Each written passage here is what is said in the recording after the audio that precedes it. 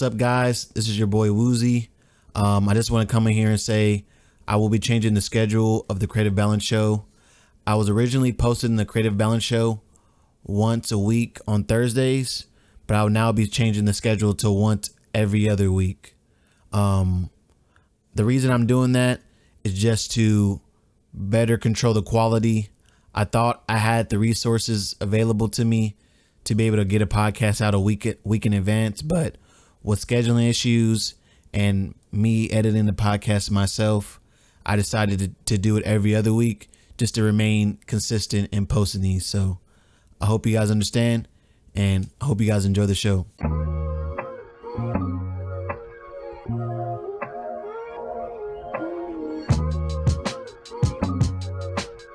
Welcome. My name is Najar, better known as Wuzi, and this is the Creative Balance Show presented by Wuzi Apparel. A show where we sit with creatives, hustlers, entrepreneurs, and other brand builders to understand their stories and the balance needed for their success.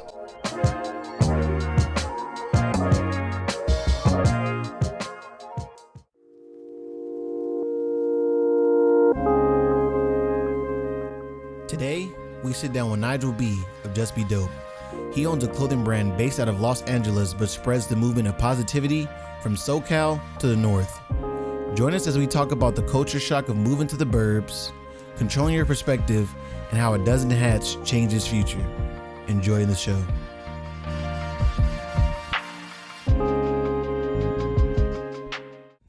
Welcome, guys, to another episode of the Creative Balance Show. It's your boy Wuzi, back at it again.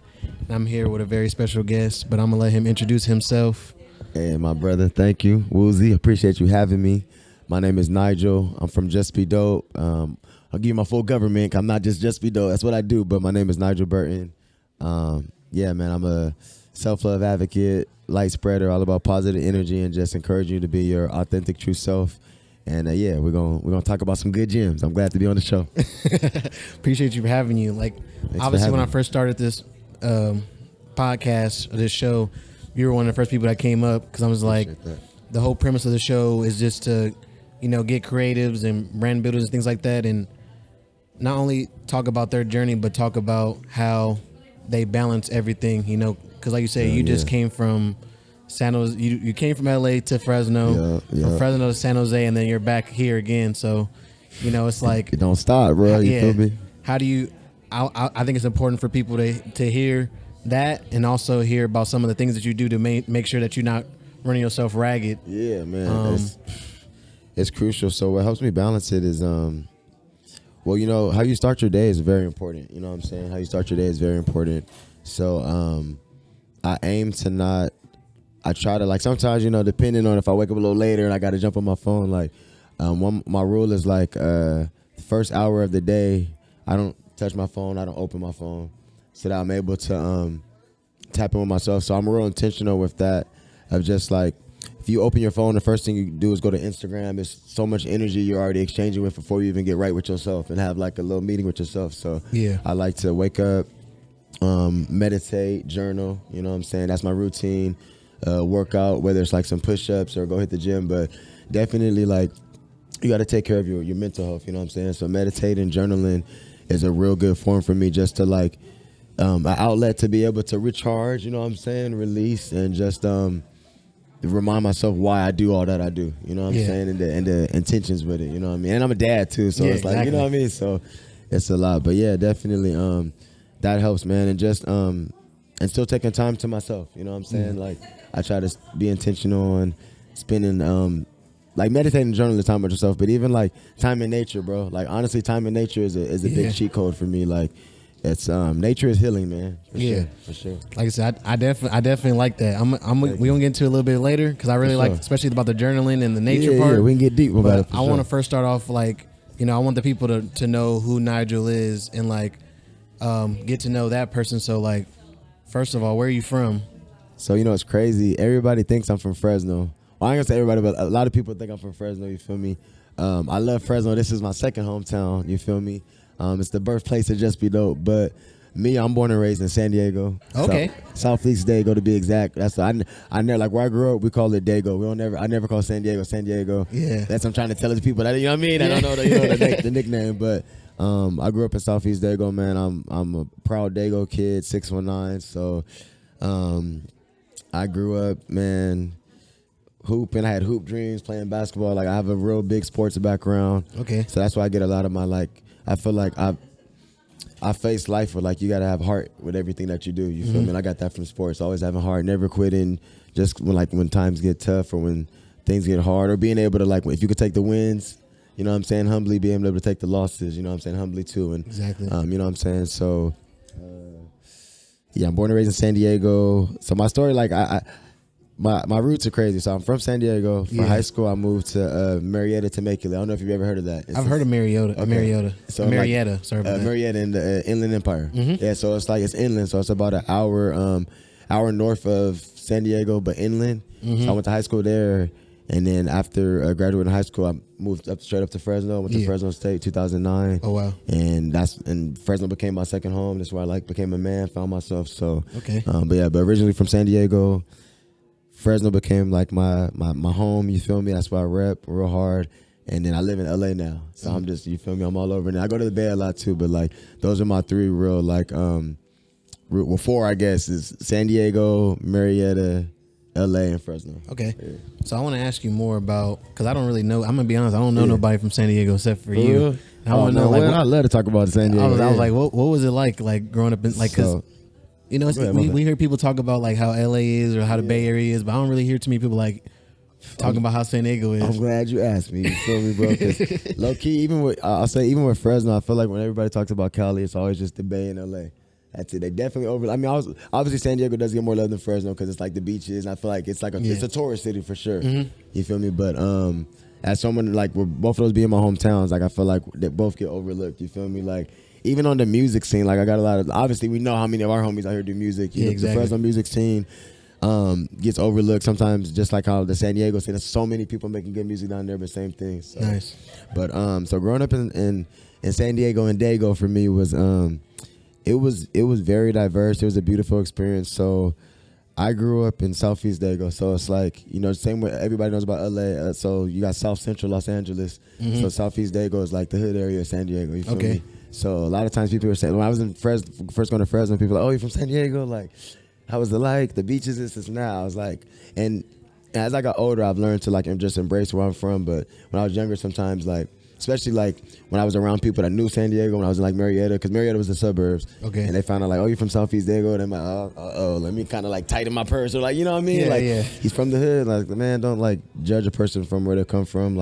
I'm first off, I'm on the street, dude. You can tell how I come off. You know what I mean? Yeah, exactly. So it's come on, dude. But so that gave me a real just diverse upbringing growing up there. So I was really raised on old school rules. I was raised to move with respect. You know what I'm saying? And I had a real just diverse upbringing. So I grew up around blacks, Mexicans, Asians, whites. This will give you a good feel. Growing up, my best friend was a Filipino guy, a white guy, a black guy, and then a black and Asian dude, black Capito. You feel me? Black and Filipino. That was a very popular. I won't say popular, but that's very common in Southeast Dago, where I grew up. So I grew up just kind of in a melting pot around all these different cultures. We always respected each other. We loved each other. You knew if it was disrespect, you probably had to catch a fade. You know what I mean? So I grew up just understanding how to move with respect, man, and how you how you treat people is important. It was I grew up very I was in the church. You know what I'm saying? So my roots and my foundation was deeply rooted in faith in a higher power. I'm more spiritual now, but just it's the same thing. It's all different names. You feel me? But exactly. I grew up in the church. Grew up playing sports. I was a real outside '90s kid. I'm born in 1990. You know what I'm saying? So I'm 32. My bad. My this is still the intro. But I didn't realize I didn't say nothing about my age. You feel me? Good. So my birthday is December 19th, 1990. I'm a Sagittarius. But yeah, I'm trying to think what else. That's what it was like growing up. I'm trying to make sure I give a whole feel of Dago. Has San Diego changed much since when you were there when you were younger? A bit. It's definitely it's always been a beautiful city. It's always so much to do. I would say now it's the music scene more starting to pop up. Just how I feel Fresno, it's yo, we've been had stuff going on. Pay attention to it. I feel like San Diego's kind of that way too. It has a lot going on in the city, definitely. Now for my area, so like growing up, so just a little more like I grew up not being able to wear certain colors, you feel me? Because, and people don't even know that about San Diego, you know? So like in my neighborhood, I couldn't wear blue, you feel me? And it wouldn't be smart to wear red neither because they might think you from the hood, you know what I mean? Exactly. So like that still goes on a lot in San Diego, you feel me? But it's not as like the gang culture in LA is like crazy compared to like how it is in San Diego. But I think it's important for people to be aware of it though. Just like if you go to San Diego, it's like know of everything the city has to offer. Just like when you come to Fresno, it's like a lot of people think, oh, Fresno's just ghetto. No, it's not. Like maybe the parts you just went to, but like, and then it's like, and there's beauty in the ghetto. You feel me? So it's like, even if something is ghetto, like doesn't mean there's not talent, doesn't mean there's not good energy. This is just our environment we ended up being born into, you know what I'm saying? So well, not to mention like a lot of times people base Fresno off of just what they see off the 99. Facts, bro. You know, you drive by downtown and Facts. Gents and you like, I don't know, Yeah, Fresno's cows. trash. Everybody like all I saw was cows and farmland. I'm like, you didn't drive nowhere yeah, in. you're literally on the freeway, not even the 41, the freeway that takes you on the outskirts, you know. Yeah. So, but you know, people always like speak from a place. I won't say always, but most times people speak from a place of ignorance, especially if they've never been there. So it's like, oh, I don't rock with this. And then anytime somebody says they don't like a place or this and that, have you been there though? Yeah. Well, nah, but my friend told me that you're on the news. Yeah. Okay, so you don't know, you know what I mean? Exactly. So I'm all about like, first off, I'm big on not judging, but I don't even make an opinion on a place or the person until I experience you or the place myself. You feel me? Like, you can't go off he said, she said stuff. Yeah, exactly. Come get the real for yourself, you know what I mean? I want to ask you too, is there any shout outs you want to give for any music artists from San Diego? Yeah, while we're talking about Dago, definitely.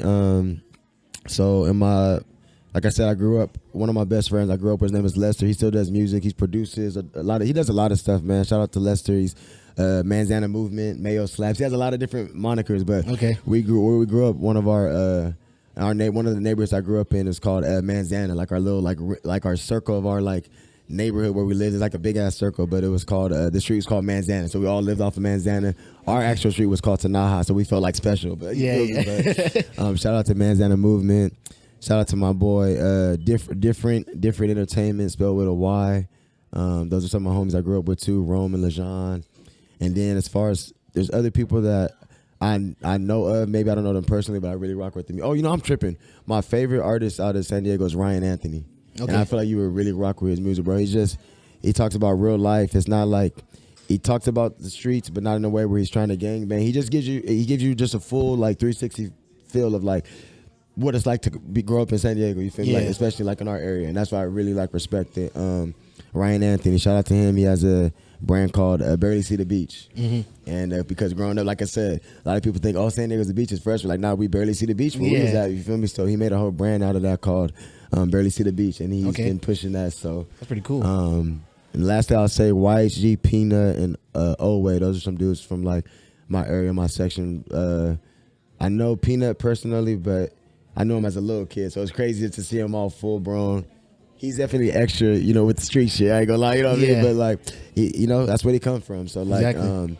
Authentic. Everybody down there just really using what they got and rapping about their reality. So I respect that. I want to see everybody win. There's more people too. I'm forgetting some folks, but that's okay. That's what comes to mind off top. For sure. That's what's up. So I want to ask you before we leave San Diego too. You say you grew up kind of religious. Was it was everybody in your area religious, or was it kind of your family was just like? That's a great question, bro. It was definitely mainly my family, but I was in the church 3 or 4 days or nights a week. Sunday is church. You also got Sunday school before church. We got choir rehearsal at some point during the week.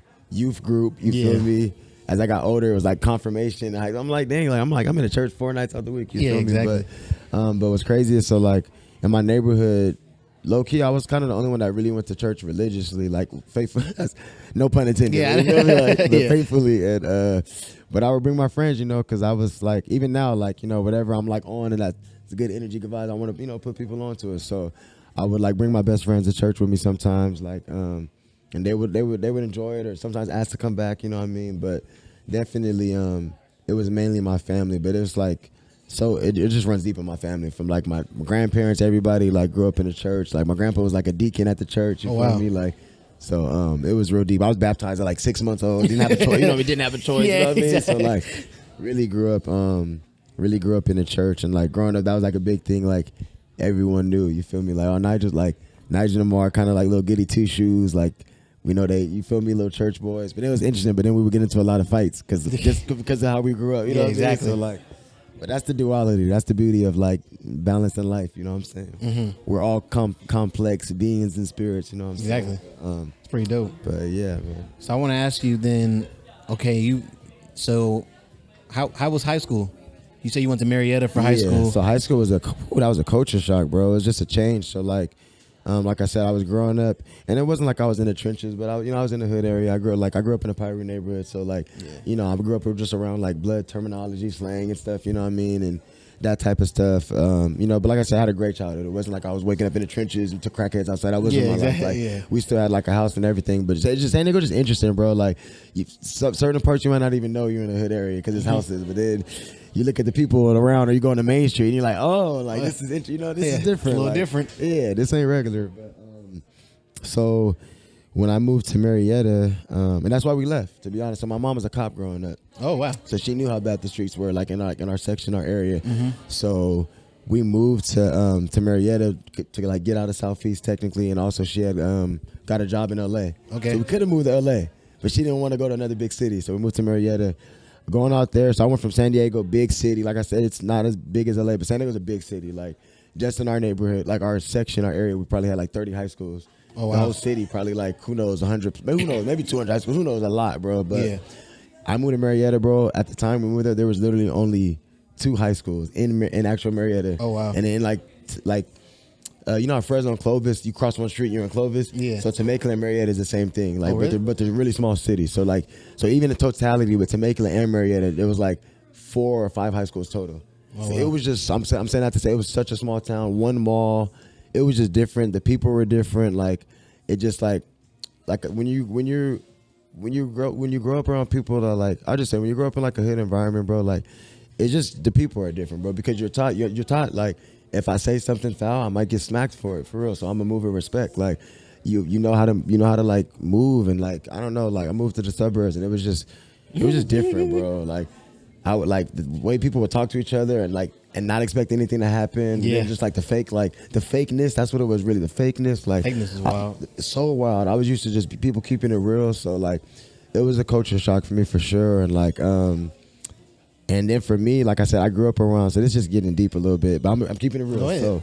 So, like I said, I grew up around so many different like nationalities, and we're all big on respect, to where, if like you call a black person the N-word, it's probably gonna be a fight. If I call a Mexican person something, same thing. We're not gonna do that unless you're trying to fight and you're being that foul, which still, we're still not gonna do that. Yeah, exactly. Even if like growing up, like, I'm telling you, it's in the environment. I probably fought all my friends growing up, and then we shake hands after. Exactly. But in that moment of us being mad, we're not finna actually disrespect each other on being racist or nothing like that. Yeah. Not in Marietta. You feel me? Like, I got out there, it was people like using the N-word. Like, I remember it was like a dude had like my first week of school, this dude had like a CD that said like Nigger mix on it.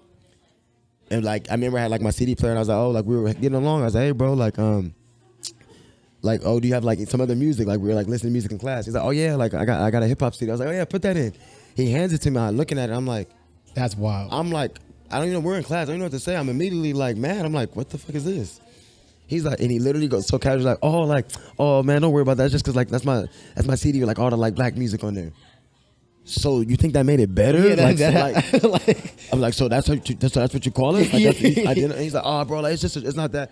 But I'm mad. I'm like, because I'm like, no man, I'm literally like stand up in class, like you got me fucked up, bro. Like that's not cool. That's disrespectful. Right now, I'm like, I'm sitting here chilling, talking with you, thinking cool, Yeah. I remember like the teacher took us outside. We had this whole like talk, but I'll never forget. Before the teacher took us out, this is the point. There was like maybe two other black people. It was like only 3 black people in the class. I remember looking at them like, this doesn't upset you? Like, y'all hear this? Y'all not gonna have my back? They were like, you're relax, bro. It's not that deep. They made me feel crazy. Yeah, that's bro. wild.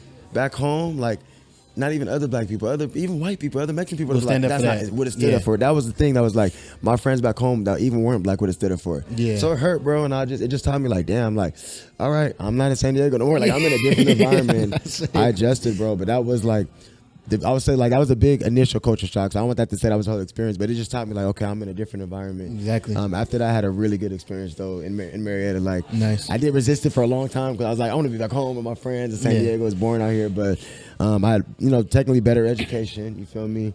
Not like I was going to like a bad school in San Diego, but just like it just was different. You feel me? More funding.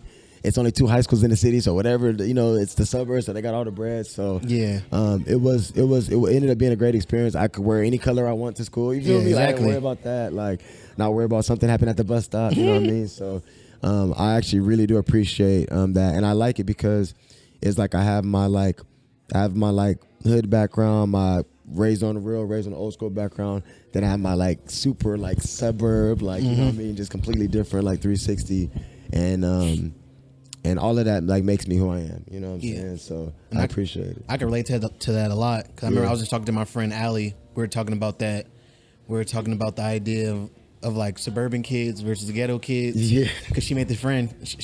Her friend made the joke. She's like, I need a ghetto friend. I feel like ghetto friends are nicer.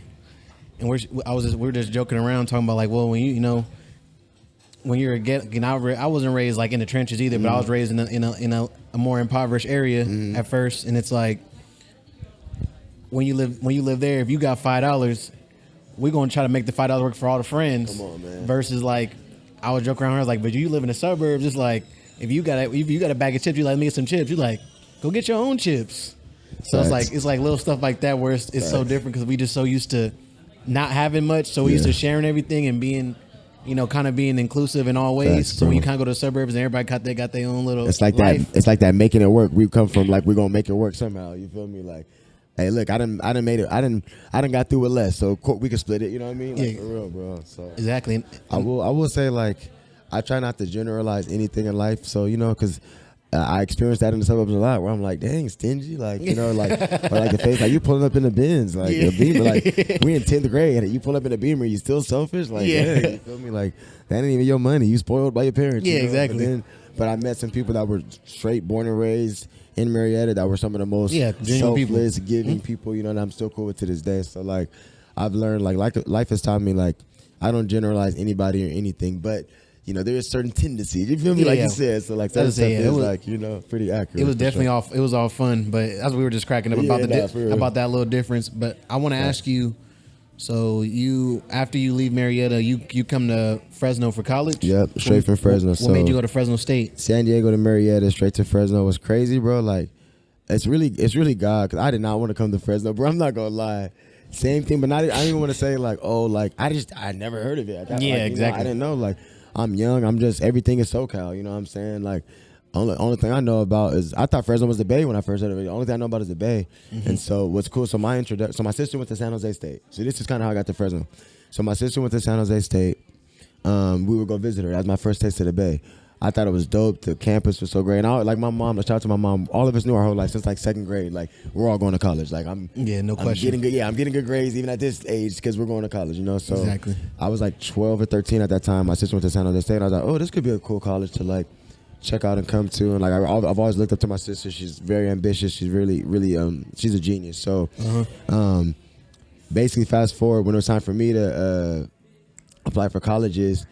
I was like, and I love my mom to death, but so my mom is super strict and overprotective. But like I said, she was a cop. We were living in the hood. Like I get it, you know what I'm saying? Like she just didn't want us to fall into a lot of stuff that I saw some of my friends fall into, or just it's the environment, So shout out to my mom for that. But she was very strict. So by the time it was time for me to get like into college, even when we moved to the suburbs, she was still strict. I'm like, we're not even in the hood no more. So now it's just what's the point? Like, or what's the reason? So it was like. I'm so ready to go to college. It was like, I can't wait for you to go too. It was like, see you. I'm like, you know what? Let me pick somewhere that's like a cool drive so you can't even pop out on me. So I had applied to San Jose State because I was like, that was my primary one. I was like, I want to go play football or something out there. So I applied to San Jose State. You know what's crazy? Sacramento State. Oh, wow. Applied to San Jose State. I still don't know why Sac State. Oh, so I was playing football and I wanted to play football. And like my football coaches said he had connections to coaches at San Jose State, Sacramento State, and then lastly, like one day he said Fresno State. My mom wanted me to go to Fresno State so bad. It was never something I wanted to do.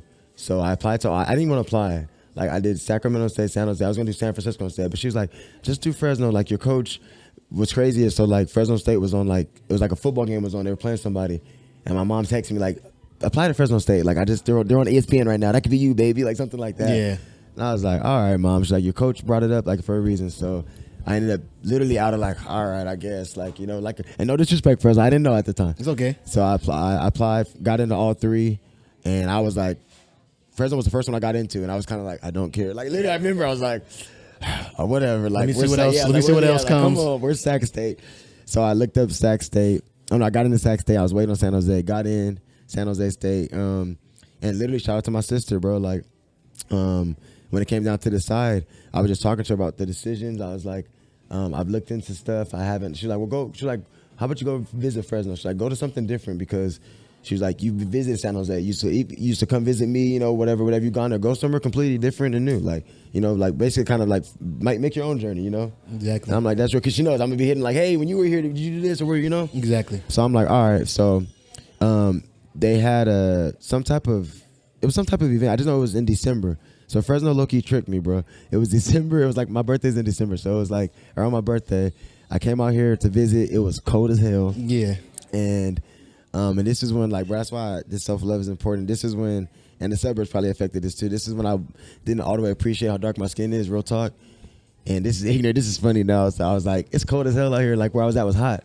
I was like, I'm gonna get a few shades lighter. I was like, okay. Like, I was like, it's different. I was like, I've never been in a cold environment, so I thought it was cool.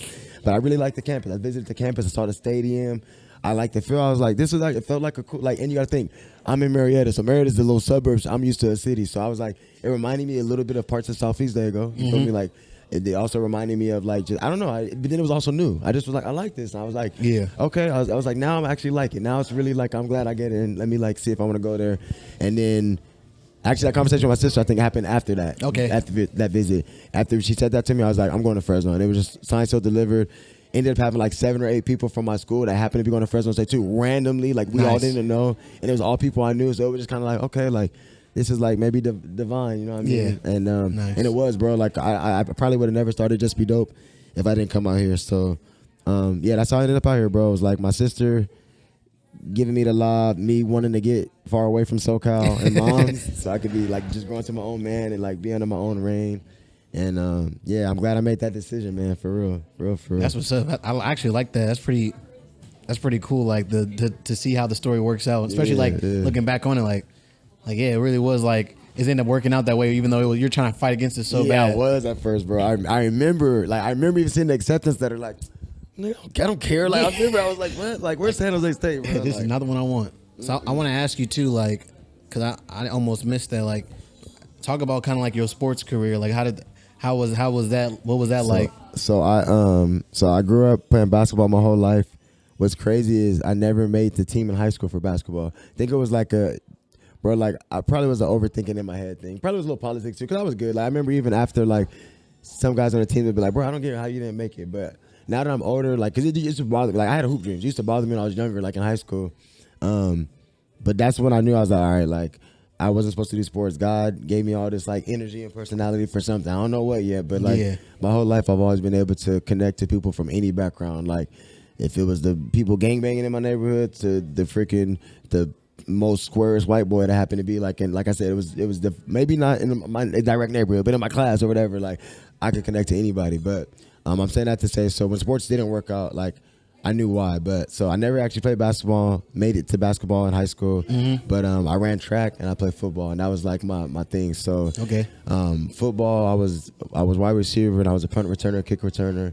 And I don't know why, I had a real good niche at punt returning, you feel me? So that's what my coach was trying to help me get onto, like, a special teams and, like, the next level. You feel me? I wasn't no, like, star athlete or nothing, but I did my thing. I played under them Friday night lights, you know what I mean? In track, I definitely, about, like, my senior year, I was one of the, like, main people for, like, the 800, 400, you feel me? Like, I think I might have made it to CIF, like, early prelims. So, like, I had a cool little athlete career. Like, I definitely was, like, an athlete my whole life, but it wasn't like I was like 5-star athlete about to get recruited. It was more so like, I'm passionate about this. I love it. It's always been my passion. Like, let me see if I could take it to the next. Either way, I'm going to college. If I'm gonna go, let me at least try to see if I could do something I'm passionate about too.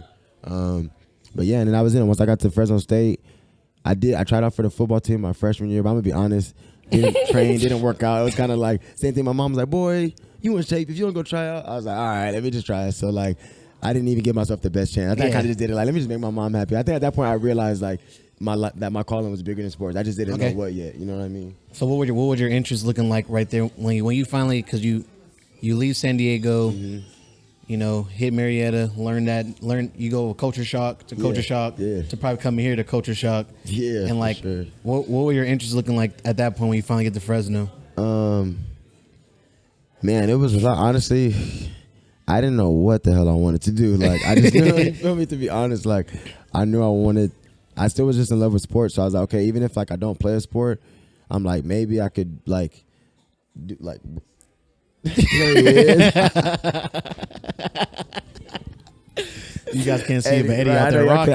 I wish y'all could see what we just saw. I wish I cut that on camera.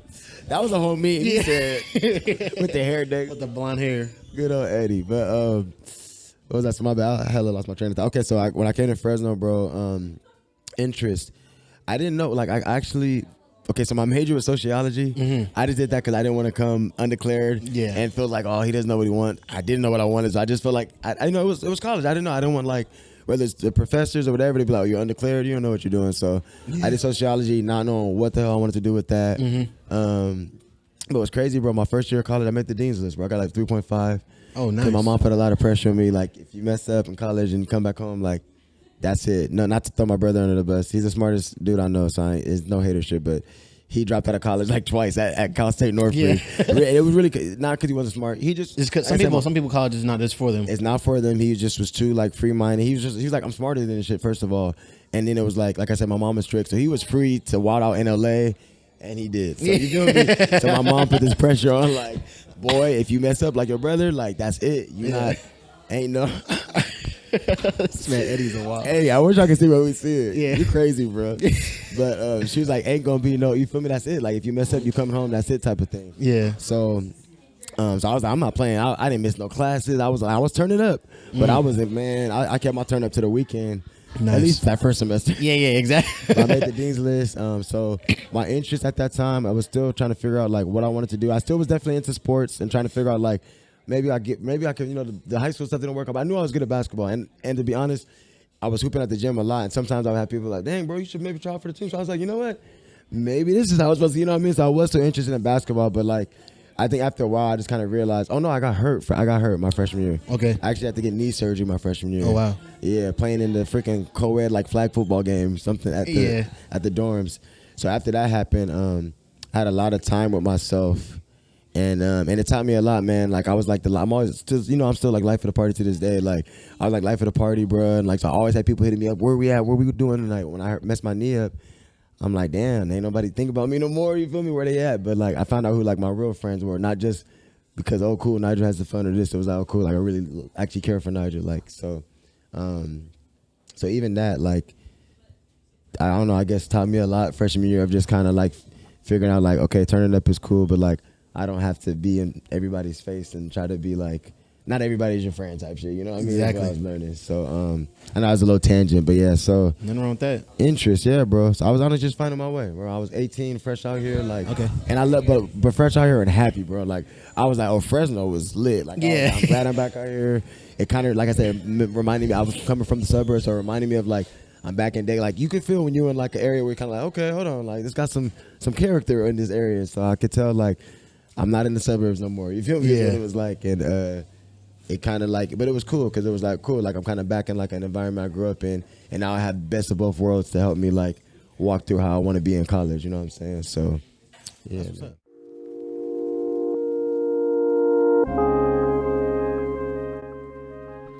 From humble beginnings to the Burbs, it's almost like every childhood sitcom. New kid in a town, moving from a challenged neighborhood, dealing with the culture shock of a new school. The only difference is that Nigel's experiences are real. In San Diego, he was a part of a melting pot of cultures, all coming together, learning from each other. In Marietta, it was more like a salad bowl. There was a sense of sticking out and expressing yourself. Then he found himself at Fresno State, where there was a little bit of both.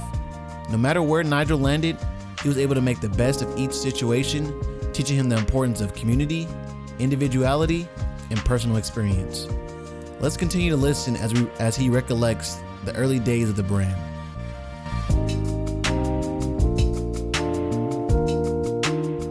So I want to ask you then, at what point then did you where did the idea of starting a clothing brand start to become? Were you trying other creative things and you just got to there, or was that like you know what, I'm gonna start a brand? Like where did that idea start? I was broke and I did not. I didn't want to do nothing illegal. Low key, that's the fast answer. That was that. You feel me? But basically, bro, well, I'll say this. What's crazy is JustBeDope really did start off as a side hustle though, so I can finish and get my degree. That's what's crazy. Okay. But before that came about, what made me really open to it, before that came about, I did take an entrepreneurship class at Fresno State, and that really probably first put entrepreneurship on my radar. You feel me?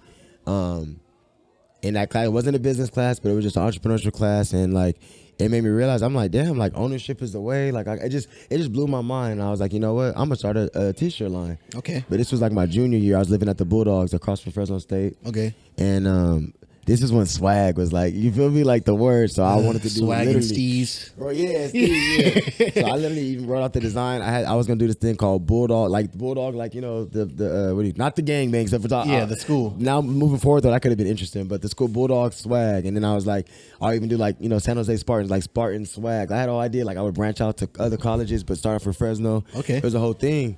And then I don't know, once I started kind of figuring out how to get the machines or how stuff would work, I was oh, this costs a lot of money. It's gonna be some bread. Then it was I'm a broke college student. Then I was we're all broke college students. Who's gonna actually support and buy this stuff? So I was it sounds cool. I just shelved the idea. It just shelved it, bro. And then that was my junior or senior year. Damn, that was actually the year. Damn, that was low key the year before JustBeDope. So that's crazy. So now fast forward, I'm coming up on my super senior year. Okay. And I didn't have, basically I had enough money, enough, enough financial aid to cover just my tuition, not my rent. So I was damn, I remember my biggest thing was I don't want to go back home. Even at that point, it was my mom, I didn't prove I'm in college, I'm doing my thing. You know, I didn't get kicked out because of grades, but I just was man, I don't want to go back home and get stuck there and not come back and finish my degree. Yeah. So I was trying to figure out what I could do. I had a job at that point already. I was working as a tutor and a mentor at Lola Elementary. It's actually not too far from here, off of Poplar, or is it San Pablo? What? All I know is it's literally 5 minutes from here. But anyway, okay. So shout out to my sister again, bro. She plays a big role in my story and my journey. I called my family yo, I'm not getting my job hasn't started yet. I'm not gonna be paid for a while. I'm short on my rent. I don't want to have to leave school. Can you guys help me out? Nobody was in a position to at that time. Yeah. And so I remember my sister called me back. Was yo, I got good news. I'm thinking she's about to cool. I got some money for you. She's you can sell hats. Okay. Or you can sell hats. Or you can sell shirts. You can sell clothes. Okay. I remember, bro, being mad as hell. For real, I was hot. I'm broke, sis. What don't you understand? I don't got money to buy. You gotta buy the hats. I don't even got the money to buy something. I'm and then to spend my last on I was maybe I had 100 of my savings. I was to spend my last on that to get some stuff to sell, to not know if it's gonna sell to other college students. So yeah. I remember I was sis, I love you, but man, no thank you. That ain't gonna work. But she just was she ended up, after that, she ended up sending me she would just send me pictures of hella just stuff I could that she found in the fashion district, because she was living in downtown LA at this point. Okay. But it was little shirts, little hats, random little stuff. And then she sent me some floral print hats, and I was those are actually kind of cool. And I was I don't know. But then she kept sending me stuff, called me again. I was bro, come on, you can sell, you a hustler, you can sell any one of those, And I was you right, but I just basically ended up telling her I don't even have the bread to do that. She's okay, look, come to LA, I'll buy your first dozen of hats. That's it. At least I'll get you a dozen. They cost $66 or something. You sell it for what you think to make your profit. Try to get your rent. It's up to you though. I'm gonna just at least help you buy the hats. Your hustle, how you do it, is all up to you. I'm shout out to his sister, by the way. Hey man, shout out to my sister for real, Tasha. I love you. Shout out to my sister for real. So I was you know what? I am a hustler, and I'll give you some background of me realizing I've always had entrepreneurial habits and skills and hustles growing up. But so man, I was all right, sis, I can't deny that. I still was man, she doesn't get it. Who's gonna buy this shit? But I just let me think positive. Even before JBD, I've always been on some positive type thinking. But and I'll get to something that happened in my life that really instilled my positivity. Something that happened to my older brother. So okay. 2 or 3 years before JustBeDope too. Okay. So I would go get these hats, man. I come back to Fresno, And I make this Instagram JustBeDope hats by Nigel. That page still exists now. I ended up getting like locked out or hacked on it like early on. Oh wow. But JustBeDope hats by Nigel. I made that Instagram. I had people around campus like post it, show love, share it, bro. Buy that. This was school started that Thursday. That was a Wednesday. I came back up from LA with the hats. Made that Instagram that Wednesday. Posted it all Thursday. By that Thursday and Friday, but that Friday I had sold 10 out of the 12 hats. Nice. Sold them for $20 and made $200. Oh wow. My mind was blown. Yeah. my half of the rent was paid. Yeah. I was tripping, bro, because at my job, which I love working with. I mean, even what I do now is working with people. Fashion is just a platform. You know what I mean? Mm-hmm. So I love working with kids, and so it was like I loved that job. It was like that, which is why I didn't quit. But that job was like, bro, this is crazy to think about this. I was getting paid once a month. Yeah. And my checks would be anywhere, but the most it would never go over like $450. Oh, wow. Anywhere between $300 to $450 a month, bro. Yeah. Think about that. That's hard to make last over 2 weeks. A month, bro. We were trying to make that stretch. So basically I'm saying I wasn't there because of the bread. I was there because I love the kids. You feel me? Exactly. So when I made that $200 in a day, I'm like, this is almost, I was like, I didn't have paychecks almost close to this for a month. Yeah. I was like, oh, this is something. I must have called my sister like, hey, thank you, sis. Like, I'm lit. Yeah. I'll be back in LA this weekend to get more. So like, cause later that day, sold the other two. You feel me? So literally, that's how JustBeDope started. So paid my rent with that. I'm trying to think by that next week. All I know is by like that following weekend, went back down to LA. This time I copped like 24. Nice. Came back, saying it just kept multiplying. You feel me? And from there, like. That's how obviously like, it's a whole story from there, but like that's how like the story kicked off, bro, was these 12 hats and like me needing to get my degree and refusing to like give up and go back home. And nice. And it birthed literally a whole movement, bro. You know what I mean? Yeah. So I want to talk about then, like you said, you got a story about like how you always knew you had that kind of hustler entrepreneurial spirit. Yeah. Like where is that started? Bro, so it started like, I'm trying to think the first thing I did. So bro, I used to sell Pokemon cards. Nice. I used to sell Yu-Gi-Oh cards, real talk. So like probably second, third, by third, we lived in a different part of this. We was in Paradise Hills. So before I moved to when I was here, my boys Manzana that make music. Yeah. I was like, so like at second, third grade, I was selling Pokemon cards, bro. Nice. Like the hustler, like going to the mall, like cool, like buying it, going back, flipping it at school. But I was a great hustler, but I was a terrible spender as a little kid. All my money went to candy and headbands because I wanted to be in the NBA. You feel me? Like, but that was like my early hustle, selling Pokemon cards just to like find a way to make money, literally. Exactly. Then by fourth grade, when we moved to Manzana, I would go to my neighbor's door, ask if I could mow the lawn, mow the yard, mow the lawn, same thing. And they would let me do it. I would charge like, I would have a little deal like, the front is like $20. If you have a little side yard or the backyard, I throw that in for 10 or 15. You know what I mean? I had a little hustle. And I had like at least 2 little consistent clients. Nice. You know what I mean? I'll never forget though. One of the clients, he's like, "Oh, we just had a baby." So he's like, "That's the first time I got laid off. I should have learned." He was like, "First time I got laid off." Now I'm thinking about it, it's my first time I got laid off. He was like, "Yeah, man, we're having a baby, so I'm gonna have to start cutting the lawn myself." He's like, "But give me," he's like, "We just had a baby. Like, but few months I'll bring you back." I was like, "Okay, I'm a little kid." I waited like 2-3 months, came back, and I never got back. I remember I was hurt. Like, damn. I was like, my one true client is gone. But, so after mowing lawns, I went back. Like I would have used the money from mowing lawns to buy more. I think at this time it shifted to Yu-Gi-Oh by like 5th or 6th grade, and then by 8th grade, bro. And this is crazy. Like looking back, I'm like, damn. Like I didn't even realize this was like a business little mindset. So I had a homie. Shout out my boy Ryan Harper. I had a homie. So we would go to school and his dad worked for Hostess. Okay. So he would just get all the plugs, everything, Twinkies, all like the whole 9 yards, ding dings, all that. So we would just eat them. I'm like I said, I had a sweet tooth, so we would just like go crazy on them, munch out on them, and eat them. And one day, bro, I was like, dang, like I just probably wanted to buy something, and just a little hustle entrepreneur spirit. Yeah. He was like, just tell me, he's like, yeah, bro, like if you want boxes of this stuff, like just let me know, like. And I was like, wait a minute, bro. Say less. I was like, your dad gets all these for free? He's like, yeah. I was like, bro, we should be selling these. I'm like, bro, we could go to like take these to school, bro. Like flipping these for real. Yeah, I was like flipping. I was like, and this is the part that like when I look back on, I'm like, damn, it's crazy. I like 8th grade, I was thinking like this. I was like, bro, the profit margin, it's 100% profit. We have like we don't have this. There's no. I was like, there's no upfront cost. I said something like that. There's no upfront cost, bro. Like we keep all profit. The profit margin is crazy.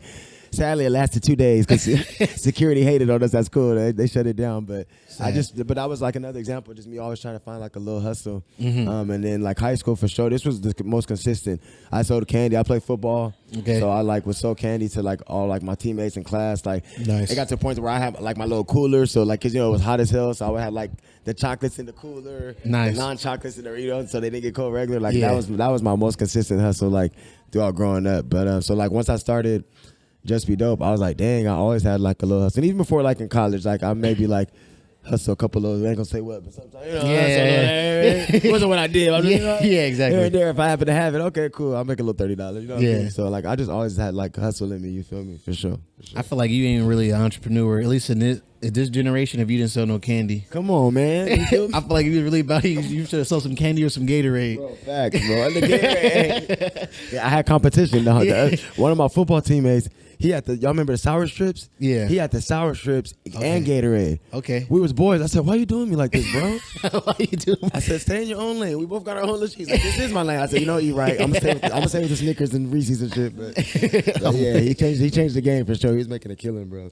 So you start selling the hats. Mm-hmm. Were the hats? Did the hats have JustBeDope on them? Was it just plain hats or? Bro, man, I'm talking about out the mud, ground zero. These hats were just. I'm gonna show you the JustBeDope hats by Nigel page. So it's just floor print hats, no JustBeDope, no nothing, bro. Yeah. Like but the brand was always called JustBeDope from the start because I always said the word dope. Like I was be like, oh damn, Eddie's dope ass personality. Eddie has dope ass hair. Eddie has a dope ass house. Eddie's just dope. You know what I mean? Like, oh man, that's a dope shirt. Like I always would. So people would always like that was how I would compliment everybody. You feel me? So I was like, it makes sense to just like, you feel me? Like, huh? I am dope. You feel me? Well, how I got to, we don't condone that. I don't know what he's talking about now. But hey, look, that's another. I be feeling like, bro, the whole thing about self-love and my movement too is like it's a judge-free zone. You know, there's no one way to be positive. Yeah, exactly. Like sometimes people like think positivity looks one way. Like no, bro. As long as you're being genuine, authentically your true self, and spreading that type of love and respect to the world, bro, that's self-love. That's positivity. You know what I mean? Exactly. But that was a little tangent. But so the floor print hats, bro, didn't have nothing on them, bro. So I came up with the word. I came up with JustBeDope. To be honest, it was funny is I was torn between must be dope and JustBeDope. To be honest, that's crazy. Okay. I remember I wrote them out, but I was like must be, and I was like must be dope. I was like that shit too close to musty. I was like, you know what I mean? I was like, I can't do it. Close to Literally, musty. bro. Like, way too close. I was like, you almost say it when you say it must be dope. I was like, yeah, no, I can't do it. So I did. Yeah, no, I was like, I can't do it, bro. You feel me? And then let me have a bad day and I'm musty. They'll be like, is this on purpose? Yeah. Like, The connection. Let me explain. Hold on.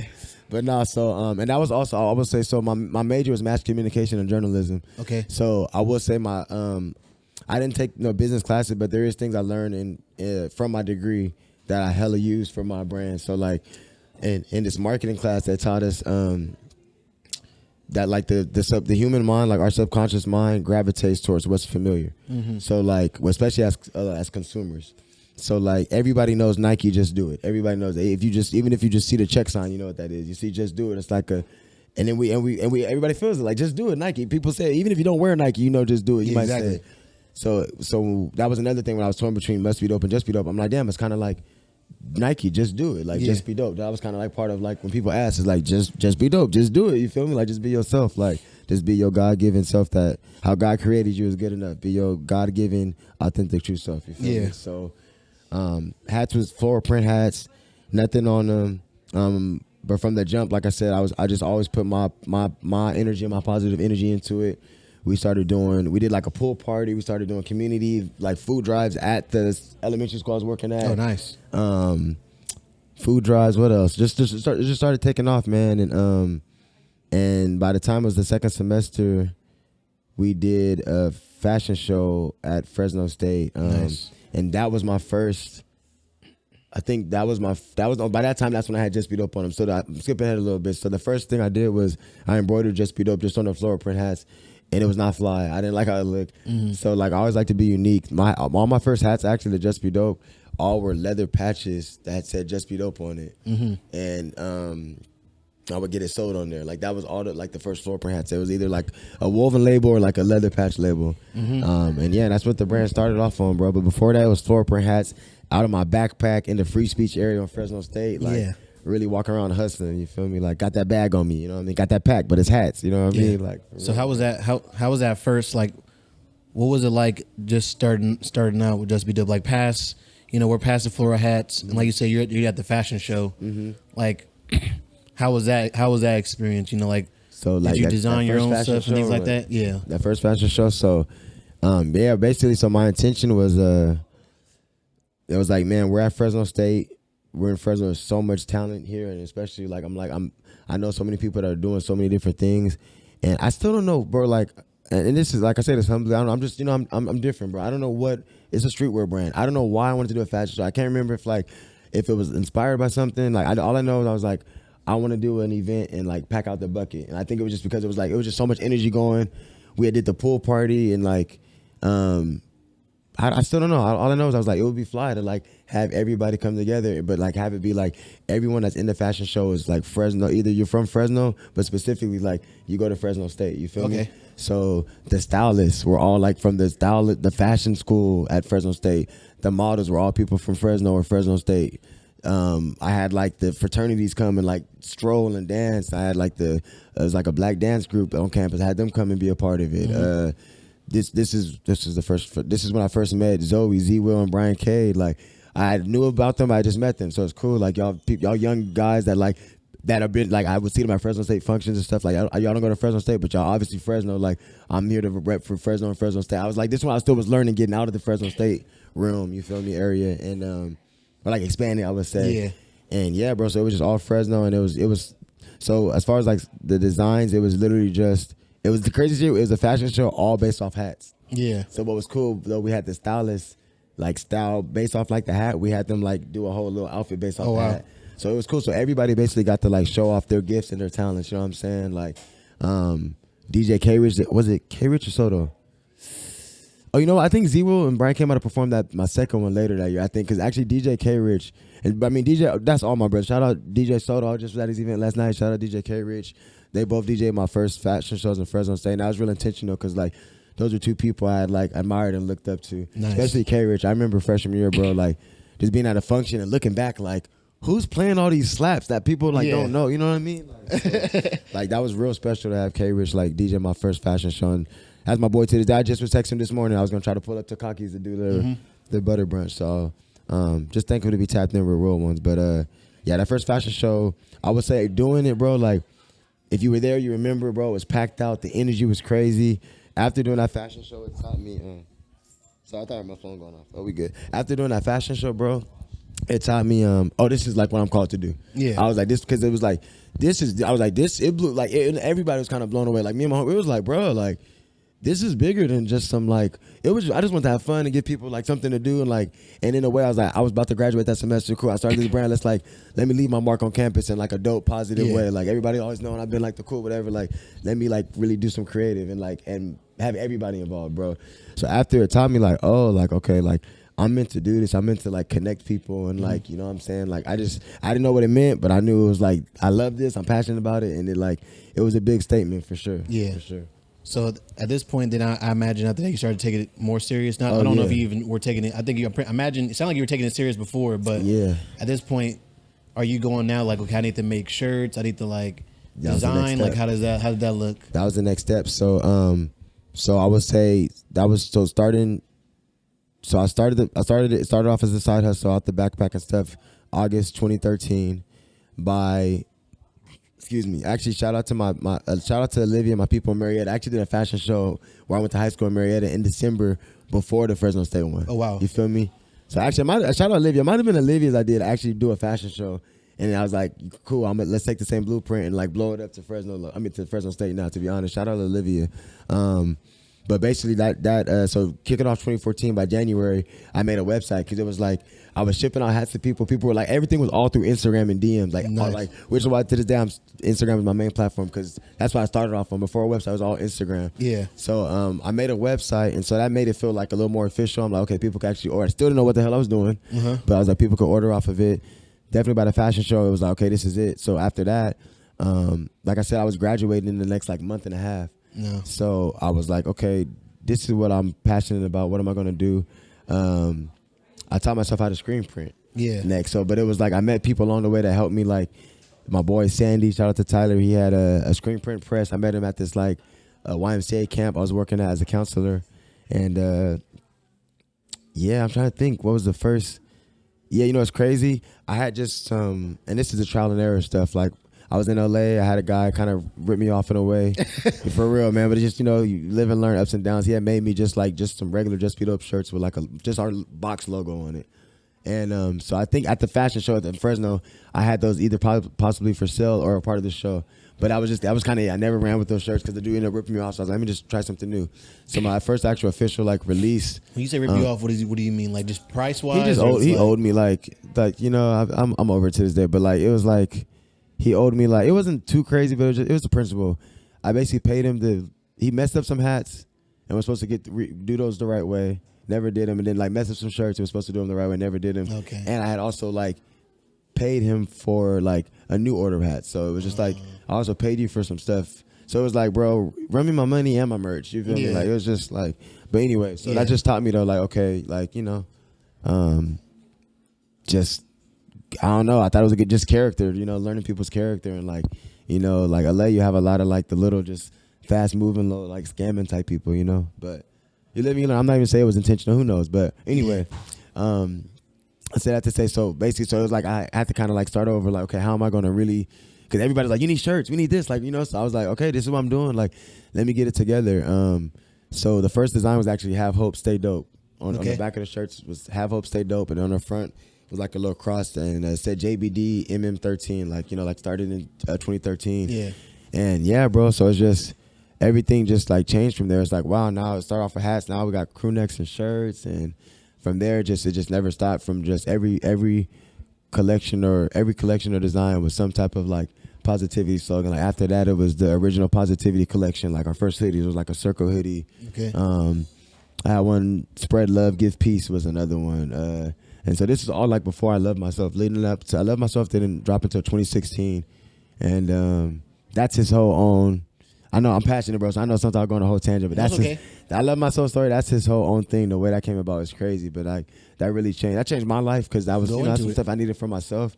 Like everything from my brand comes from my heart, so it's like I'm going through this. I need it. I know the world need it. You feel me? Like I'm a positive soul. If I'm battling this, I know we all going through it. You know what I mean? Like or just even if whoever is gonna resonate with this and need this. Whether it's don't believe your fears or you know what I'm saying, have hope, stay dope. You know what I mean? So everything with the brand is real intentional, you know what I mean? Like from the start, even before I Love Myself, it's like the name JustBeDope is like be yourself. That's self-love. It's like just be you feel me? Like, and the intention with that is like so that way you can get what's meant for you, you know what I mean? Like if you're not being yourself and you're wearing a mask, like you're not even gonna attract the type of people who are supposed to be around you, from friends to relationships to business opportunities, you know what I'm saying? Because you're not even giving the universe your real like, hey, this is who I really am. So you're attracting, you know, whatever mask you're wearing, that's what you know what I mean, attracting. So so where did let me ask you, because I remember watching I used to watch your live streams. You used to do a lot of lives on Instagram. Yeah, I'm gonna bring it back, man. Thank you for saying that. No problem. And I just wanted to like kind of ask you too, like I remember there was I don't know when it started, but I remember you were also doing screen print on the side. Yeah. Where did that come in? Was that just So that came in. So what's crazy is that came in. That became his whole own thing. Grassroots Print Co. Shout out my brother Javi. That's our screen print company. So that's his own like separate thing from JustBeDope, but it's like it's still like, you know, brother company. Like, you know what I'm saying? They work hand in hand, I'll say. But but that is a separate company with my brother Javi as my partner. So that came about because like he was screen printing stuff for his own brand and printing stuff for like other people. I was printing stuff like I learned the screen print for JustBeDope. That was why I learned the screen print. You feel me? So, but then people start asking like, oh, but can you print for this? Like I would print for like random Fresno State clubs or fraternities and stuff, but it was just limited. I had like, it's crazy to think about it. I had a one-arm press. So like it's just a one-arm press with a flash dryer. Like even me doing my two-color Keep Your Head Up shirts, I would print it, take it off, dry it, put it back on. Like I have to eyeball the design. I thought it was normal when I first went to go print with my boy Javi, and he had like the four-arm press so you can actually have all the different screens. He was like, bro, what the hell are you doing? Like, I'm like, what? That's not normal. He's like, bro, how you like, you telling me all your shirts you just eyeball how to print like the Keep Your Head Up on top of Pac's face? I'm like, yeah, I thought it was normal. Like, how else am I gonna do it? Like, exactly. I got a one-arm press. I only had one choice. And he was like, bro, like I'm so impressed, but also like that's crazy. Like you're wild. I was like, hey man, by any means, you feel me? But anyway, so one day, bro, like 2017, 2018. So that's my brother. We had gone through a lot. Like basically, this is part of the story. So I did a fashion show on Melrose in LA. That was my first Melrose fashion show, bro. It was big lit. Like I said, anything I do in LA, Fresno's involved, bro. So Z Will performed, Brian performed. Rest in peace, my nigga Be Nice. He modeled, bro. Carl modeled. Who else performed? It just was the hell. Even if people were in the show, they was there. Like it was such a like from Fresno State, homie, to Fresno people, bro. Like Berto was there with the Culture Class as a brand, as a vendor. Like it just was like a soul Fresno, bro. Yeah. I don't know why Eddie wasn't there. I think he was a little too late to the party. This was like 2016. Yeah. When did we? I think I met Eddie either that year or maybe 2017. When did you first start really coming around Berto? Okay. At Pease. That was 20 what? Okay. That wasn't 2017. That was 2015, wasn't it? Yeah, no, but the Melrose run, the Melrose 2016, yeah.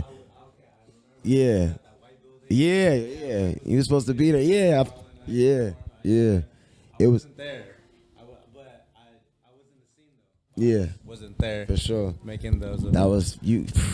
But we needed you there, man. It's okay because now we're gonna bring it. Now we're gonna bring it back. Well, first of all, now I have the mic. First of all, let me just say, even for the people in here in teasers, whether they're listening to us or not, just want to let people know that my guy Nigel is a hard-working person and works 100% towards himself and his brand and his business. Because literally today, I swear I was at a coffee shop up in North Fresno, up in Champlain and Perrin area. What happened? Talk to the people. Bruh, I don't know if you even got it though, but I was just chilling, just sipping my coffee and my doo-wop and everything like that. And then... Oh yeah, my bad. Get in the camera, bro. And then, bruh, the next thing you know, I see this lady. She was probably in her like 40s just working. For real? On my life, I was like, no way, I cannot leave this man. This man cannot leave my area. Like, when I want some time to myself, Nigel's always there. The only reason I say that is because this lady literally had a JustBeDope shirt on her, what? bro. That's on my life, bro. Today, like, repping? Today, literally, Bro, 30 minutes ago. I just was talking to Devin about that. Like, you never know if people are repping, bro. That just made my day, bro. And that's the craziest thing, too, Shout out because to that when lady. I seen this lady who definitely is not part of the demographic or in our circle, she just a dope person that just wanted to support a small business, you know what I'm saying? And that just seeing people that's not in our circle rocking our brands, our clothing or whatever it is, it just hits 10 times harder than just someone rocking a hype brand or something like that, you feel me? So, I mean, I literally recorded it and I was like, I sent it to him too, but I don't think he got it, but... Yeah, you know, I was trying to make it here, bro. I was late. Yeah, I of course. apologize again. I was late. I was like, let me get here, bro. Yeah, it was crazy. I went up to her. I was like, you know what, ma'am? I just want to say your shirt's really dope. She's like, oh my God, thank you. I was like, I just had to tell you because that's my brother's brand right there. He's really dope. You know, Nigel, that's my brother. And she's like, oh yeah, well, I met him through walking around Tower. He had an event somewhere. He did a pop-up, and I saw his clothes, and I just loved it. And every single word that she was explaining it about, it just hits because, like, I mean, for me, like, for example, like, I love wearing the hundreds, but I probably won't have the opportunity to meet Bobby Hundreds or Ben Hundreds, you know what I'm saying? But I rocked their brand for 10 plus years. And it's cool seeing people rocking the hundreds around here because, you know, Fresno's not really on game when it comes to fashion, streetwear, and all of that stuff. But I do be like, yo, that's a dope 100 shirt. Like, you know, what's up, you know? Hell yeah. But that was cool.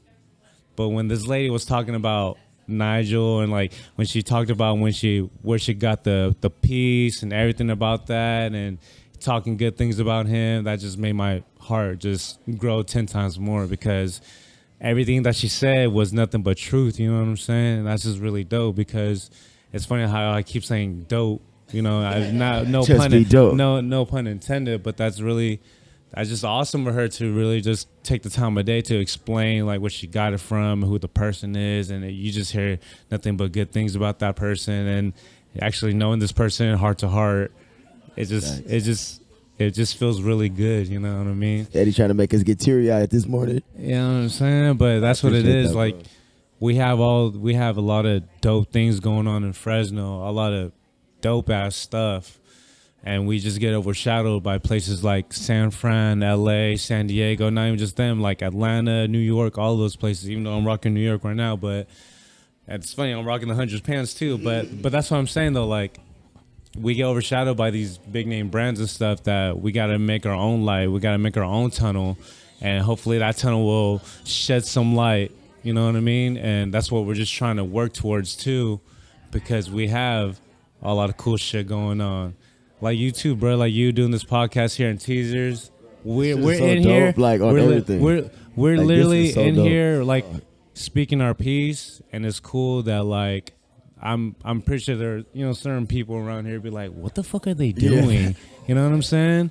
Big But facts. that's the thing though, they never seen things like this actually happen in regular scenes like on a Sunday morning like this, you know what I mean? Right. But it needs to happen because maybe this right here will spark some inspiration. Someone walking around be like, damn, they're fearless and taking that little risk, not giving a fuck what they want, like what people are thinking about what they're doing right now in this moment, you know what I mean? But we're here doing our thing in our moment, say what we want to say, you know what I mean? Because we want to let that vision out and that inspiration, all that stuff. sure. So just a lot of things going down, you know what I mean? Here in Fresno especially, bro. But Nigel, I love you.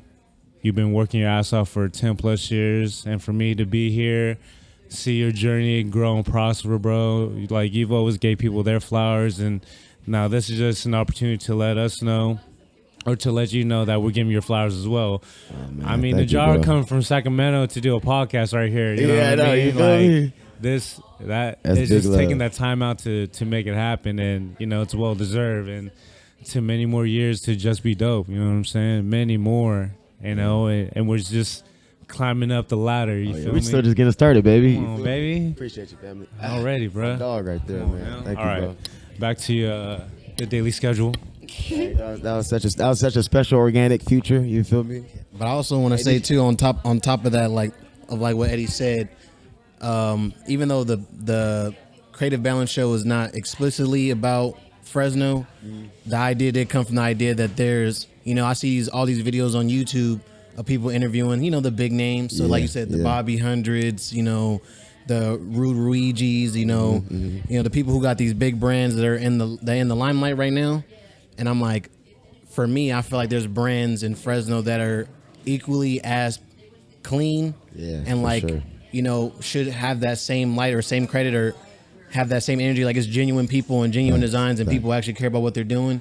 And I feel like there's nobody trying to showcase those stories. Yeah, so man. even though this brand is not catered specifically to Fresno, I did want to make a big thing on highlighting a lot of the people, in your case, make Fresno dope. Yeah, and that's why I said, like, I have my list of people. You're the first one on there because I'm like, like you said, you're everywhere, San Jose, stuff like that. And like, at the end of the day, you're still impacting people. He saw someone randomly who was who was impacted by you. It might be more impacted than if they went to whatever Macy's and got a Nike hoodie. Facts, bro. And honestly, bro, like, thank you again for that, Eddie, bro. And thank you for that, bro, because like, that's the intention, bro. You know what I mean? Like, that's the intention. Literally, like, I say it all the time, but fashion is just a platform, bro. Like, even when I meet people at events and they're like, oh, like, I love myself, and I'm like, wow, that's interesting, this and that, and I like give them a whole spill of the intention, this and that. And sometimes they'll be like, no, like, I love it, trust me. But like, I'm like, no, look, I'm not even trying to sell you right now. I'm letting you know Honestly. the message, and you feel me?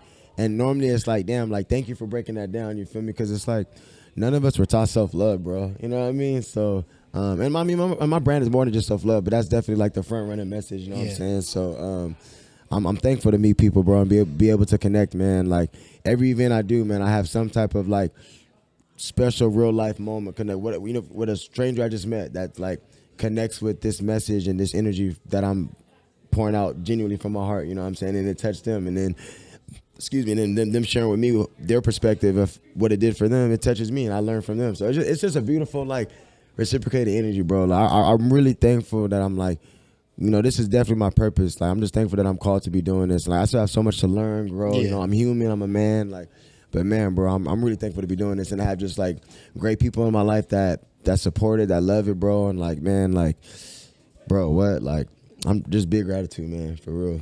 So I want to ask you, like you said, 10 years deep into Just Be Dope, August makes 10 years. That's crazy, bro. I want to ask you, what's the future of Just Be Dope looking like right now? Man, the future of Just Be Dope is looking really special. how I see things going is well, right now I want to figure out if I actually want to have a storefront or not one day. Part of me really wants to, but yes, it's interesting. Like as a, it's kind of a little personal on the personal tip. But as an entrepreneur, it's like I want to.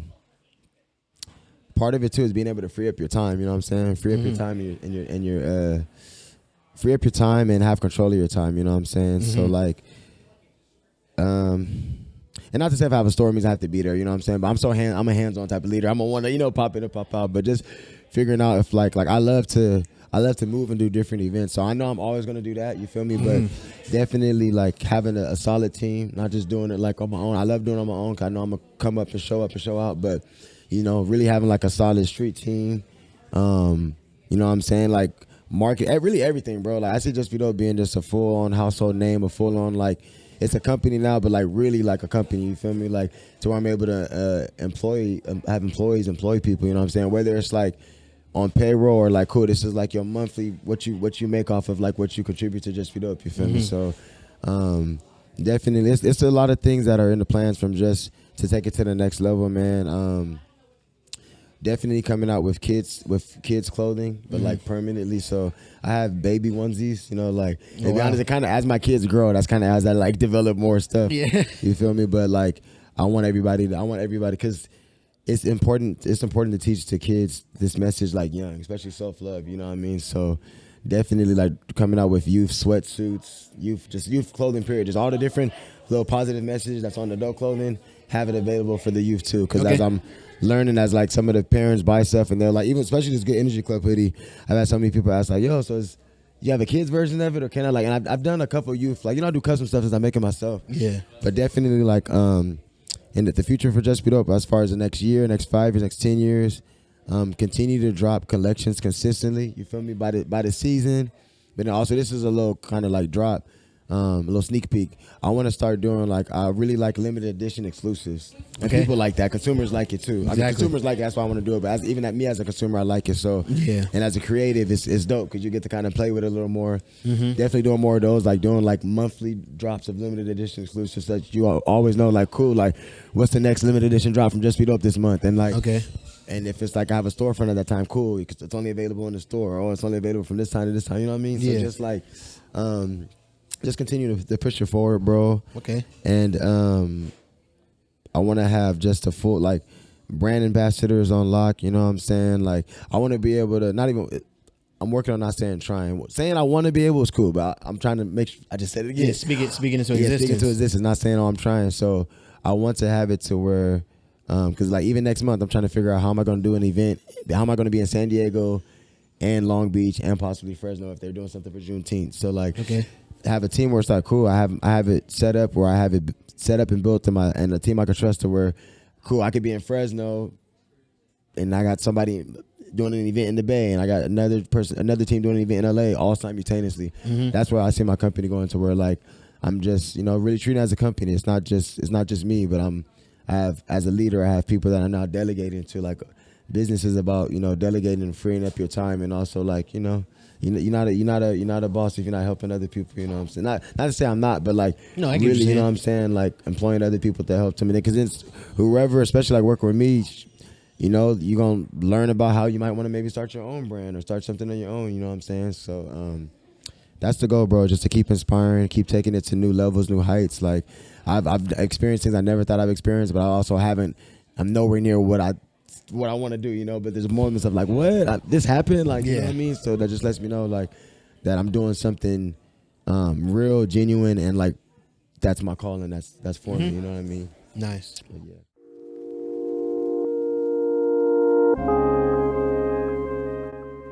Hunger makes people resourceful.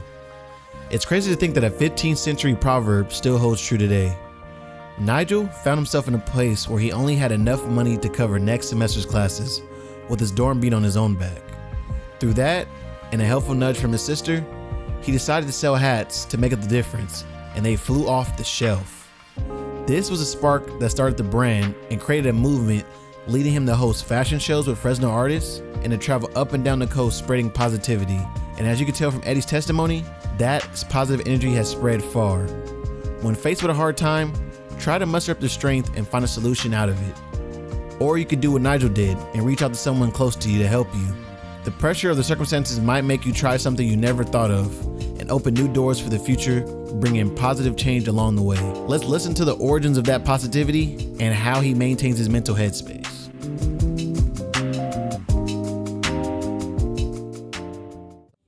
We'll end it all. We can end all. This will be like the kind of like the last section of it. For sure. And this is when you kind of go into like how do you balance that, because it's so dope to hear where you came from. See you've tasted both sides, whether it be suburban life, not the trenches, but from a more ghetto area. For sure. At least prospectively, not truly, but right. Yeah, that's true. and then going into entrepreneurship and like balancing all.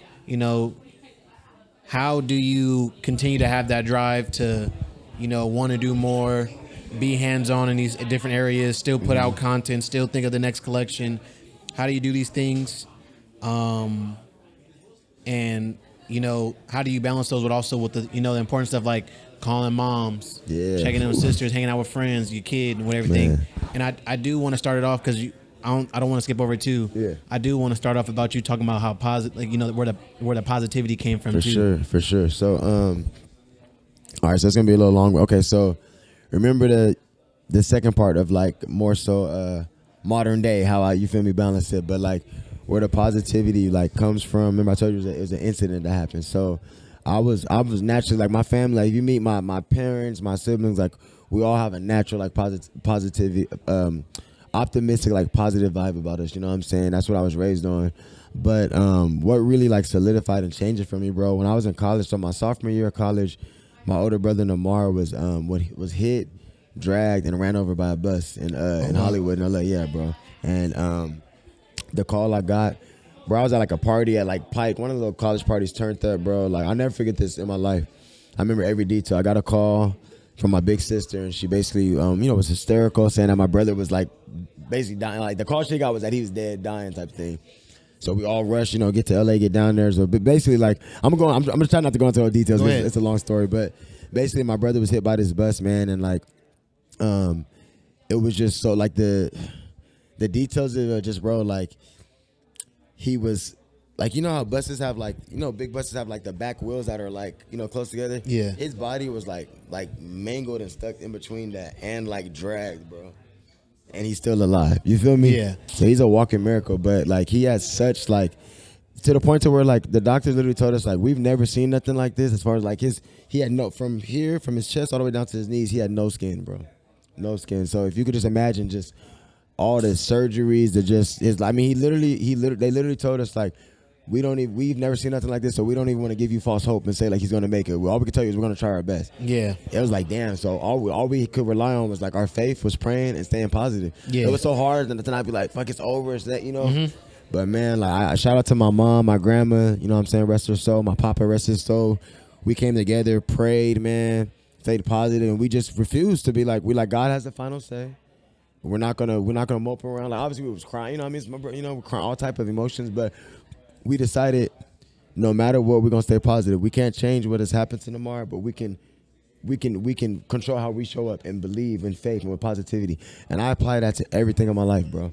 Like I might get shook up by something, I'm like this and that, but I understand that and we all do. I have the power to choose if I'm gonna let this take me under or choose to learn from this and let it grow my faith. You feel me? Like we have the power to decide like, look, yeah, this happened, but you know what? I'm going to stay positive. I'm going to keep my faith up. Because at the end of the day, like, what really changed it for me in that situation was, bro, me being negative and like, he's not going to make it. The doctor said this. That's not going to help him get better. It's not going to change that thing. But me being positive, me staying prayed up, that will help. You feel me? You know what I'm saying? So it's like a lot of times when things happen to us in our life, we automatically just assume the negative. Why me? This is so bad, this and that. But if we change our perspective, bro, and you realize like, yeah, you know what? Like it's about it's recognizing that it's every problem in your life is how you think about it. You can literally change your problems in your life if you just change the way you think about it, bro. And like I learned that from experience, and then I also got that from this book called The Master of Life. But that is like a big thing that my brothers acted and taught me is like, bro, like there's not anything I feel like that can happen to throw me off my rocker. I might like maybe initially if it's whatever, you know what I mean. Obviously it's life, you know, death, all type of stuff happens, traumatic stuff. But for real, I know I'm gonna bounce back and be all right, and I'm never gonna like quit or give up because I've had my back completely against the wall. My big brother, life on the line, like you feel me? My heart was ripped out of my chest, bro. You know what I mean? Like so, it's just like that instilled that you could be positive no matter what. So even when people be like, "Oh, this is gonna happen. I'm gonna have a bad day," it's like you don't even realize you're already speaking it over your day and over your life. You know what I mean? Like it's so much power in our minds, bro. And we have so much more power over like our reality than we think. You know what I'm saying? So I'm real intentional on like what I give power to. Like even when I feel myself getting down about something, I'm like, not like, you know better, bro. Like don't even do that. You know, if I allow my like, and you gonna still feel emotions. Like, and here's the thing. Sometimes people do this like toxic positivity, like blind positivity, where it's just like you don't feel nothing, you ignore your problems, everything's just great. I ain't saying that. I'm feeling my problems. I'm feeling my shit. I'm feeling when it's real. I'm gonna feel it all. But I'm not gonna dwell in it. Exactly. You feel me? I'm not gonna sit in it because that's not gonna help you. Yeah. When you dwell in it, you're just getting deeper into that dark hole. It's gonna be harder to pull yourself out of it eventually. You know what I mean? So yeah, man. Like even though obviously I was traumatic, shout out to my brother for his perseverance. He's a walking, living miracle, bro. They told him he would never walk again. And they said if possibly walking, it would be with like stilts after like a year and a half, bro. And they said maybe at the most after 2 years, after a year and a half, he was walking again, bro. After like 50 surgeries, rehab, like a crazy journey. So like, and that's the thing. It wasn't just a one time thing.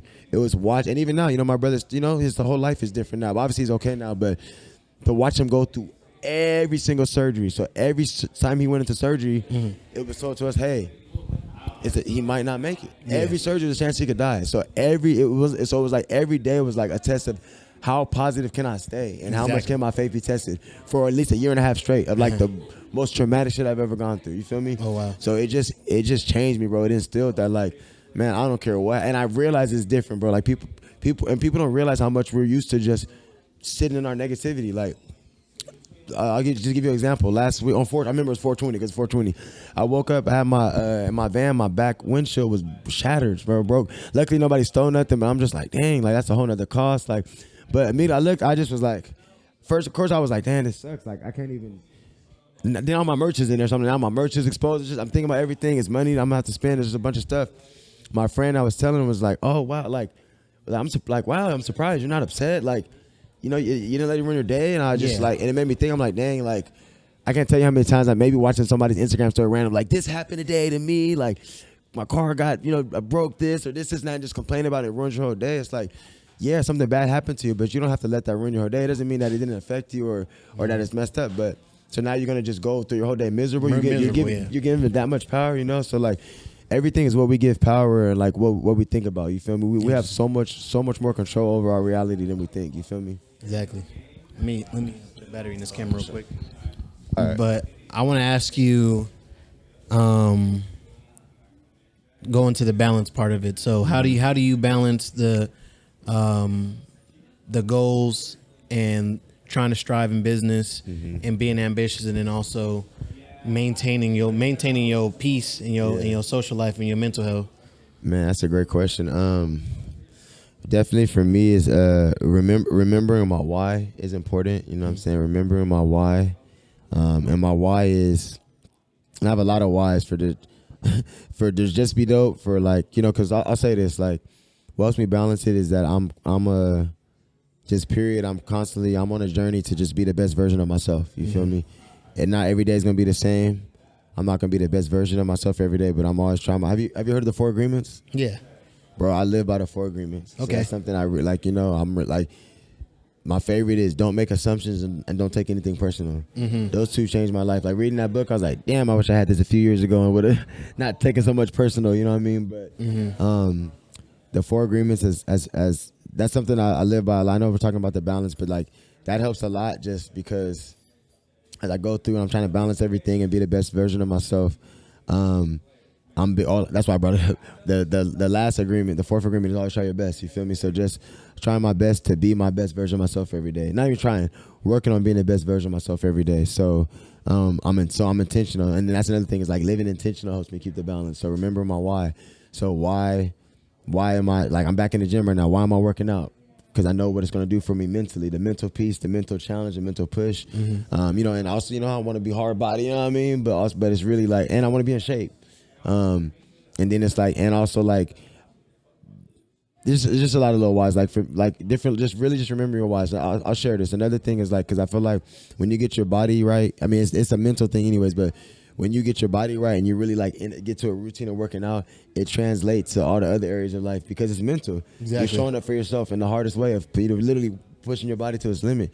So that translates to other areas. So just like when business when it gets super overwhelming, or how am I going to do this, or I'm trying to continue to learn business funding and taxes and all this different little stuff. Like, okay, how do I, you know what I'm saying? Like knowing like, you know what, I got the endurance to get through this because I got through this workout this morning or whatever, you know? Exactly. So remember your why. I did 150 push-ups. You're not gonna play me. I'll do what? I'll just play. But then like with Jay, and then like my why when it comes to like, okay, like staying ambitious, going after, you know, continue to go after JustBeDope, being a present dad. You know what I'm saying? Even like when it comes to like making sure I read, doing my journaling, my meditation, all of that stuff. All of that helps me stay balanced. But my why and the intention with it is so I can be balanced. You know, exactly. My why is so that like I can not pour from an empty cup, have a full cup to be able to pour into my kids, the world, the Instagram, it's always, it's so in my day, so many different type of people I interact with, you know what I'm saying? Especially if I'm going to events or whatnot. So remembering your why, everybody's why is different, why you're on your mission that you're on, you know what I'm saying? Why, like, even for you, you look, I know why I started this podcast, you know what I'm saying? You know what I mean? Like, and for you to be like, nah, like, I remember my why, you know, let me figure out my whole, bro, you got 3 different cameras set up. Like, you feel me? That's fine, you know what I mean? So, like, just knowing that you was like, yo, because I remember why I'm doing this, like, I'm approach it in that type of way to give it my best. So, with me intentionally, like, approaching life with that, I want to be balanced. I want to be the best version of myself. It's like, it makes me want to, like, go hard for it. So I'd be excited to hit the gym. I'd be excited to, like, if I'm meditating or journaling, like, I ain't gonna lie, I didn't meditate this morning because I was drinking last night, so I was with friends, so I ain't gonna lie. So you feel me? That's why I was like, I gotta get my green smoothie, bro. But, you feel me? It helps you balance it out better. And then I'll say this, like, I'm real big on, you know, work hard, play hard. So you gotta live your life, bro. A lot of times, like, it's 2 things I'm gonna say in the same breath. Like, I have really, really big goals for myself, and then I also know that I've always felt I have a high calling on my life. And then like Eddie sharing that interaction with that lady, like me meeting people like that lets me know, like, okay, I have a higher calling on my life. And it's not about, like me, an ego thing, like my energy, my light that God, the universe, for some reason blessed me with to, you know what I'm saying, to give to the world. So that's part of the why. That's part of what keeps me ambitious, keeps me going. But so within that though, sometimes we'll get critical on ourselves. Like, dang, I should be further. Like, even, you know, I'm coming up on 10 years. I'm like, dang, man, I should be further. Should my money be up more? Should my this, my that? But like, I've come so far, you know what I'm saying? Even I appreciate y'all. Like, even when I come back to Fresno, something like, and I'm in LA where everybody just got it, Benz whipping everything, nice foreign whips everywhere. So like, I love that when I come back to Fresno too. Like, y'all remind me, like, bro, like, you know, like the city sees you, the city is inspired. Like, keep going. Like I give so much love to Fresno, and the love is given back so strongly because it's just like, it's genuine, and like I really, you know, love this city. So I'm on a whole tangent, but you're good. But work hard, play hard. Like that balance is important too because, like I said, we're all complex human beings. At least I know that about myself. Like, I'm a hustler. I love to have fun and turn up, be the life of the party, but I also love to be by myself. So which leads me to time of solitude is very important to me. Like, to balance. Like, for anybody, like if you don't take time to recharge, how you gonna recharge? You know what I'm saying? How you gonna be able to pour from a full cup? And that's whatever it is. Like, I'm not just even talking about meditation, journaling. Like, even if it's just chilling, just relaxing, just, you know, going into nature. You know what? I'm about to call you out because you don't like the beach. Me? But see, I seen that clip. We gonna talk about that really quick because people got on me. Oh, he needs people. Some people being ignorant. He needs to get out the city. He needs to get out the hood. This, now, whatever. I'm like, listen, y'all, ignorant. Y'all ignorant MFers. There's more nature than just the beach. Let's just be honest. Facts. Like, I like hiking, but it's something about going to the LA specific. I'm talking about California beach. It's something about going to the beach where the water's cold, the beach is dirty, and there's hella people. I don't get I'm like more stressed out. You know what? I feel that. But if I'm going to like Yosemite and going on like Twin Falls, like Twin Peaks, whatever, like trail, that's a whole different experience. When you're there and you seeing the butterflies floating, you hear the animals wrestling. That's different than sitting at the beach. You see hella people. Yeah, that's facts. I think the only thing cool about the beach that I really do like is beach volleyball. And I saw some people who they got some sand socks and they're playing beach football out there. That was kind of dope to me. That would be dope. Beach football with the little sand socks. That's me. I'll do that all that. I've never experienced. That sounds fun. Yeah. But no, I feel that, bro. I love both. I think for me, it's like, and I don't know if it's because I'm from Santa Clark. It wasn't like we was at the beach that much. Like we would go, you know what I mean? Yeah. We would go sometimes, but for me, something about, I'll say this too, like, because when it's packed at the beach, it's like, okay, cool. I'm kind of here. I'm not here for like woo-saw, relax. I'm here like maybe to like turn up, just enjoy the vibe, whatever. Exactly. Maybe, you know, smoke at the beach. I love smoking at the beach. Yeah. Whether it's speakers or headphones, that's my thing. But it became very therapeutic for me when my papa first passed, and he was in the Navy. That's how all my family's from the South. My mom and dad's side. That's how I ended up in San Diego. Okay. So I wondered if it was because of like, I don't know, some type of Navy connection, just this, I don't know. But when my papa passed, bro, I would go to Venice Beach at nighttime, so not that many people would be there. And the beach is beautiful at night too. It's a lot more. It's quiet. People aren't there, and I hate the sand too. So I'm not one of. I don't get in the water neither. You know, I'm still a nigga. I ain't getting. You know, I tried. The 2021 I had a little moments where I was like, all right, let me really, you know, be in within nature and blah blah blah. But I hate sand and my stuff too. So I feel you, bro. But yeah, I think for me, like personally, it turned into like a therapeutic. Like, you know, I would cry at the beach. I would, you know, I'd be out there, bro, rapping, you know, Kendrick songs, Nipsey songs, like, you know, like yelling it to the sea. You feel me? Like, you know I done scared some people out there. Like, this nigga crazy. Like, bro, but mind your own business. You know what I'm going through. You feel me? But for real. But yeah, so. But nature is healing. Though. My new thing is definitely like taking hikes, bro. I love taking hikes. Okay. You feel me? And I like shrooms. I do like shrooms. I've been dibbling dabbing. I like first off, being in nature is so special, but like whether you microdose or eat a little more than a microdose and go into nature, bro, what you're gonna have the most just euphoric, just like that's been like as of recent, like I would say this year, that's been one of my new things I like to do for sure. Okay. For sure. So let me ask you,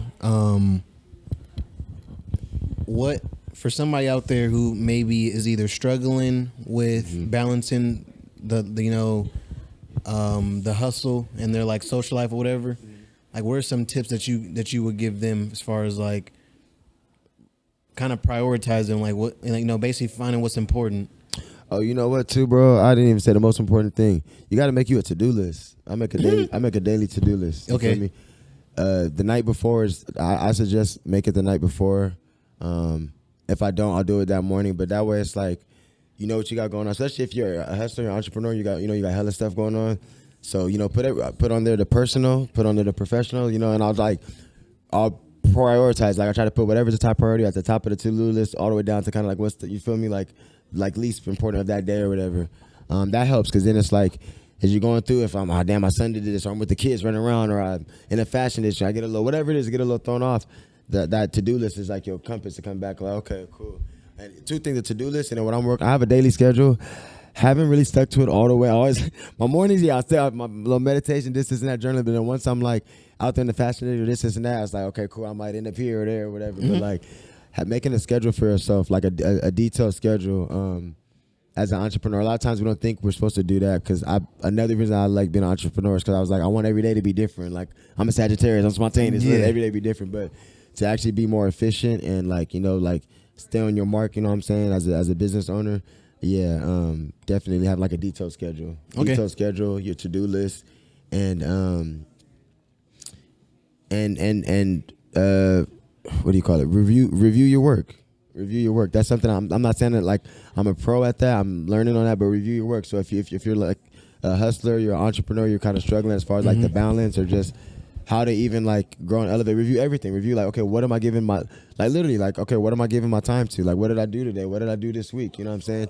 So because if you are, whether it's like struggling to focus or to give time to your business, like, well, damn, I did binge watch this show for 3 hours. You know what I mean? Last night. Exactly. Like, you know, so just being real with yourself. You know what I mean? Like, and if you did do that, like, okay, well, let me balance it. I watched the show 3 hours. I'm not gonna beat myself up. Just tomorrow, and I'm gonna do something else instead for an hour or 2 hours. That's actually for the business. You know what I mean? So, the more you can and it's just period with anything you do, anything that anybody's doing in life, man. The more you can be honest with yourself and self-reflection, the better you'll be to be able to grow. And if you're not honest with yourself of what you're falling short of, what you're not doing, what you need to be doing, how you gonna get better and grow? You know what I mean? Exactly. But yeah, I would advise those few things for sure. I appreciate that. So Yeah. now, first of all, appreciate you spending time with me. Man. It was a great conversation. I feel like there was a lot of wisdom in there, a lot of, lessons to be learned. I can't wait to go back and watch it myself. Man, I can't wait for this to drop. I ain't gonna lie. and listen to it again. But yeah, that's your camera right there. Let the people know what you're doing. Yo, so this is Nigel B from JustBeDope. Shout out to Grassroots Screen Print Company too. But yo, I'm out here spreading love, good energy, light. I just wanna be a reminder and inspiration for y'all to be your authentic, true self. Don't let anybody else box you in, and don't box yourself in. In life, and this is gonna get into a little preachy, but in life is all about duality. You feel me? I feel like sometimes like we said, the whole mask thing, like, it's so important to be yourself, and that's why it's important to be aware of yourself and know yourself, your flaws and all, your vices, your demons, what you want, what you don't want. That's all a part of self-love, so that you can love yourself and only accept what is like what's meant for you, or what feels good for you. You feel me? Like, follow your soul, follow your heart, and I'm here to literally just be an example and a leader of that with how I show up with my brand, the energy I spread. Man, it's just genuine love. I don't know why God made me like this, but He did. I'm thankful for it, But I'm not some like perfect human positive being walking around. I get scared, I get nervous, all that too. So I'm transparent because I just want people to know that it's like it's a journey, man. There's no one way to be positive. There's no one way. Bless you, bro. There's no one way to love yourself. You feel me? So keep learning yourself, keep growing, keep evolving. Understand that everything that's happened to you in your life is molding you to where you're supposed to be, where you're going, what you're destined to be, what you're destined to receive. So just keep elevating, and yeah, man, follow us at JustBeDope Lifestyle. I love this, so I'm passionate. I'll go on a whole nother tangent because I realize how much, like, a lot of us don't realize the power in our words that we speak. Like, our thoughts are powerful, but everything we speak over our life is so powerful. So just be mindful of the words you speak over your life, and you can change the trajectory of your life literally by your thoughts and what you speak. So tap in with us at JustBeDope Lifestyle. My personal page is Nigel JustBeDope. I'm going to shout out to my boy because I'm going to get back on there and start going live again, hit him with the streams. I just want to keep spreading love and good energy, man. So that's what we're doing. Look out for us. Probably the next Art Hop. We outside, man. Fresno, if you outside, you're going to see it. You feel me? So Exactly. Look out for that. I Love Myself hats. Good Energy Club, all that, man. I love y'all. I appreciate you. Thank you for having me, bro. Thank you. Appreciate feel you. me? Like, this has been beautiful. No, you know always. What I mean? We finally made it happen. This is, you know what I mean? Lucky in the works for cool little minutes. So. Exactly. And, bro, you came all the way down from Sacramento. So, man, like, let me give you your flowers of just, like, how much you're dedicated to what you're doing, bro. You feel me? Appreciate this that. is dope. Yeah, appreciate that. Absolutely, bro. Thank you, guys. This is another episode of the Creative Balance Show. I'll catch you guys on the next one. Yes, sir. Much love.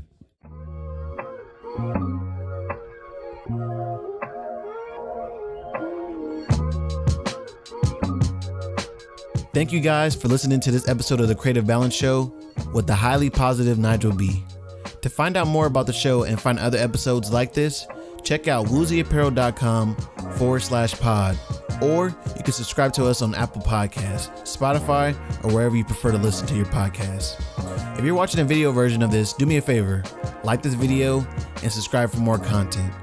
To my audio listeners, if you enjoyed the episode, can you give us 5 stars on Apple Podcasts? It helps out a lot.